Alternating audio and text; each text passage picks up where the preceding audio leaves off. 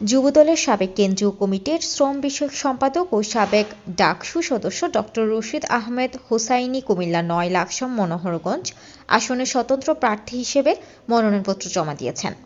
সোমবার ২৯ ডিসেম্বর কুমিল্লার জেলা প্রশাসক রিটার্নিং অফিসার মোহাম্মদ রেজা হাসানের কাছে তিনি তার মনোনয়নপত্র জমা দেন। মনোনয়নপত্র দাখিল শেষে ডক্টর রশিদ আহমেদ হোসাইনী বলেন, আমি কোনোদিনও দলের বাহিরে যাইনি। ৩ জানুয়ারি যাচাই বাছাই শেষে যার হাতে ধানের শীষ আমি তার হয়ে কাজ করব। কোনো কারণে যদি বাতিল হয় শহীদ জিয়ার একজন প্রতিনিধি দলের কাছে তখন চাওয়া পাওয়ার বিষয়টি আসবে, দল তখন বিবেচনা করবে। আমি দলের বাহিরে কেউ না, আমি বিএনপির লোক, তারেক রহমানের নেতৃত্বে ঐক্যবদ্ধ।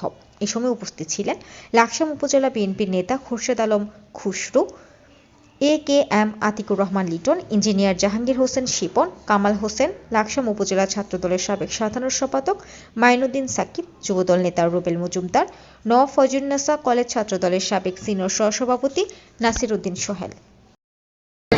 বিএনপি বিভক্ত আমি এই মুহূর্তে বলবো না, বিএনপি ঐক্যবদ্ধ, কিন্তু আমাদের কিছু নেতৃত্বের কিছু দুর্বলতার কারণে নেতা কর্মীদের কিছু অসন্তোষ আছে।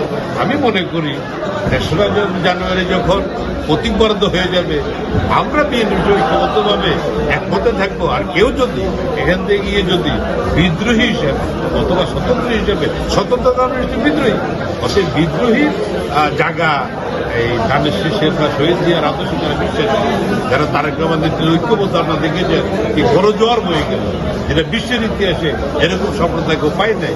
ওনার নেতৃত্বে বাইরে গিয়ে কেউ গিয়ে টিকতে পারবে, এটাও তো